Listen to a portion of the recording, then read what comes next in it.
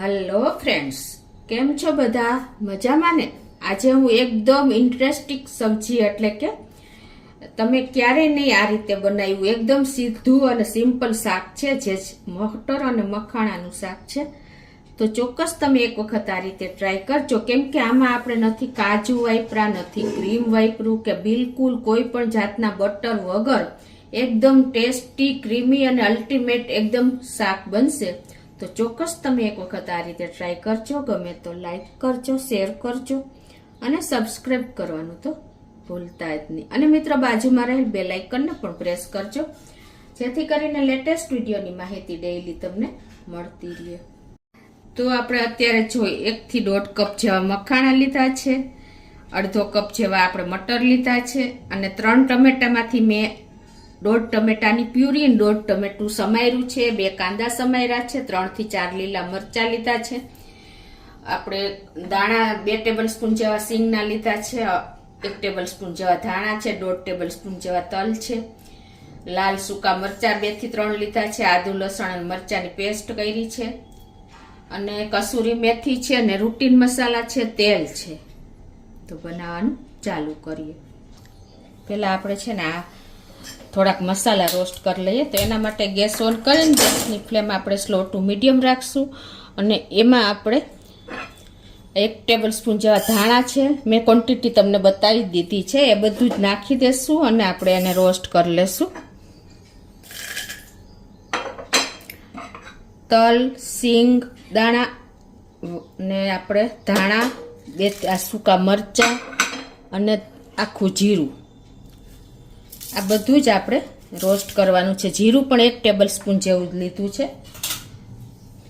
તો આ રીતે આપણે લાઈટ એવું જ રોસ્ટ કરવાનું છે.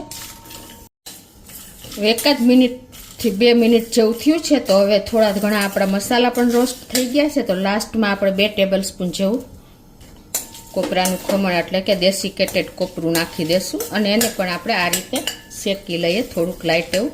તો આપણું આ બધું શેકાઈ ગયું છે. તો એને આપણે એક ડીશમાં કાઢીને અને ઠંડુ થવા દઈએ. તો હવે આપણો મસાલો ઠંડો થાય છે ને ત્યાં આ જ પેનમાં આપણે મખાણાને પણ રોસ્ટ કરી લઈએ. તો આ રીતે આપણે સ્લો ટુ મીડિયમ ફ્લેમ ઉપર 1 મિનિટ રોસ્ટ કરી લઈએ.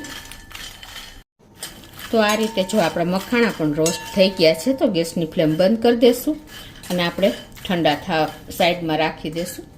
મસાલો પણ ઠંડો થઈ ગયો છે. તો એને મિક્સર જારમાં નાખી અને થોડુંક પાણી નાખીને પીસી લઈએ. તો 2 ટેબલ સ્પૂન જેવું પાણી નાખીને અને એની પેસ્ટ ફાઇન તૈયાર કરી લઈએ. ગેસ ઓન કરી અને ગેસની ફ્લેમ મીડિયમ રાખશું અને 2 ટેબલ સ્પૂન જેવું તેલ મૂકી દેશું ગરમ થવા. તો 1 ટીસ્પૂન જેવું આખું જીરું નાખી અને જીરાને ક્રકલ કરીશું.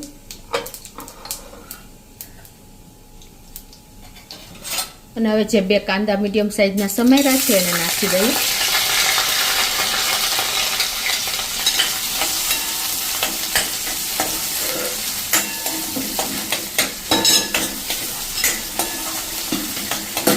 અને આ રીતે આપણે 1 મિનિટ જ આને કૂક કરશું. હવે જે આપણે વટાણા લીધા છે ને એને પણ કાંદા સાથે જ નાખી દઈએ એટલે કૂક થઈ જાય.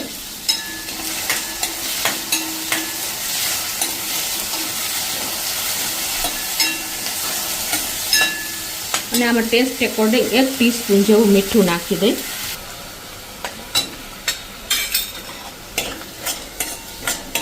અને હવે આને આપણે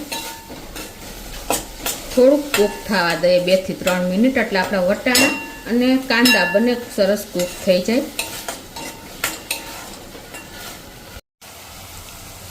તો 50% જેવા કૂક થઈ ગયા છે ને ત્યાં જ આપણે 1 ટેબલ સ્પૂન જેવી આદુ અને લસણની પેસ્ટ કરી છે એને નાખી દઈ. અને હવે જે આપણે 1 ટમેટું સમાર્યું છે એને પણ નાખી દઈ.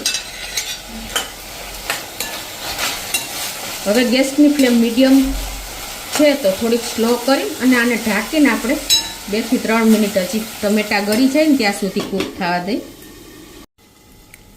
તો 2 મિનિટ જેવું થયું છે અને જો આપણા ટમેટા પણ ગળી ગયા છે, વટાણા પણ ચડી ગયા છે. તો આ સ્ટેજે આપણે 2 ટમેટાની પ્યુરી કરી છે એને નાખી દેશું. મિક્સ કરી અને હવે આપણે એને સરસ મીડિયમ ફ્લેમ ઉપર જ કૂક થવા દેશું. અને એમાં આપણે કૂક થાય એ પહેલાં થોડાક મસાલા કરી લઈએ, રૂટીન મસાલા. 1 ટેબલ સ્પૂન જેવું ધાણા જીરું, 1 ટેબલ સ્પૂન જેવું લાલ મરચું પાવડર અને અડધી ટીસ્પૂન જેવું હળદર પાવડર નાખીને અને આને આપણે તેલ છૂટું પડે ત્યાં સુધી કૂક થવા દેશું.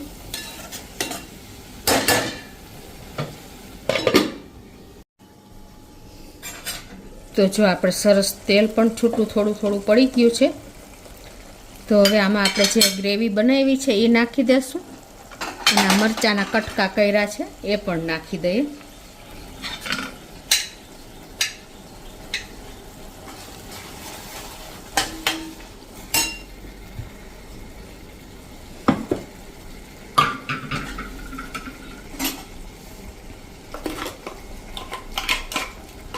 આ ક્રીમી ગ્રેવી આપણે કાજુ કે ક્રીમ વગર તૈયાર થાય છે.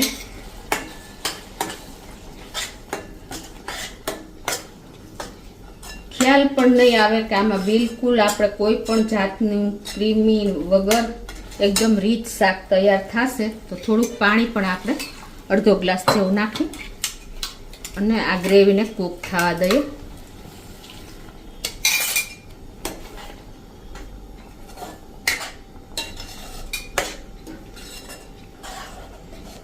તો આમાં આપણે 1 ટીસ્પૂન જેવી સાકર નાખી દઈશું. સાકર કે ખાંડ કાંઈ પણ તમે નાખી શકો છો.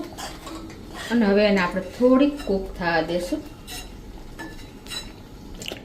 તો જો આપણી ગ્રેવી પણ સરસ ઉકળી ગઈ છે અને જો એકદમ સરસ થોડીક ગ્રેવી થીક અને સરસ વધારે હશે ને તો ખાવાની પણ તમને મજા આવશે. તો હવે આપણે જે આ મખાણા રોસ્ટ કર્યા છે એ નાખી દેશું અને મિક્સ કરી લઈએ.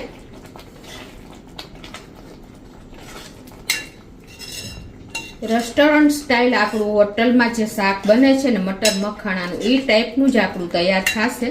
અને હવે લાસ્ટમાં આપણે 1 ટીસ્પૂન જેવી કસૂરી મેથીને પણ આ રીતે જ નાખી દેશું અને 1 ટેબલ સ્પૂન જેવું ઘી નાખી દઈએ. આપણે કોઈ પણ જાતનું ક્રીમ કે કાંઈ વાપર્યું નથી તો લાસ્ટમાં આપણે ઘી નાખીને અને મિક્સ કરી લેશું. તો મિત્રો આપણી મટર મખાણા શાક રેડી થઈ ગયું છે, એકદમ ટેસ્ટી અને ચટાકેદાર. અને લાસ્ટમાં હવે આપણે કિચન કિંગ મસાલો પણ નાખી દઈએ. તો લાસ્ટમાં આપણે 1 ટીસ્પૂન જેવો જ કિચન કિંગ મસાલો નાખી દેશું. તો આપણું શાક રેડી થઈ ગયું છે મિત્રો, એકદમ ટેસ્ટી, ડિલિશિયસ અને લાજવાબ એવું ક્રીમી શાક રેડી છે. તો સર્વ કરી લઈએ. આપણે ગેસને બંધ કરી દઈએ અને સર્વ કરી લઈએ. તમે આ શાક પરોઠા, નાન, રોટલી, રોટલા કોઈ પણ સાથે ખાઈ શકશો. એટલું ટેસ્ટી અને એકદમ સિમ્પલ અને સરળ રીતે આપણે બનાવ્યું છે. તો આપણી વટાણા મખાણાની શાક રેડી થઈ ગયું છે, એકદમ કોઈ પણ જાતના વધારાના ખર્ચા વગર રીચ ગ્રેવી સાથે. તો મિત્રો ચોક્કસ તમને આ વિડીયો ગમશે. ગમે તો લાઈક કરજો, શેર કરજો અને સબસ્ક્રાઈબ કરવાનું તો ભૂલતા જ નહીં. અને મિત્રો હવે આ વિડીયો સાથે આપણે નેક્સ્ટ રેસીપીમાં મળીએ પાછા.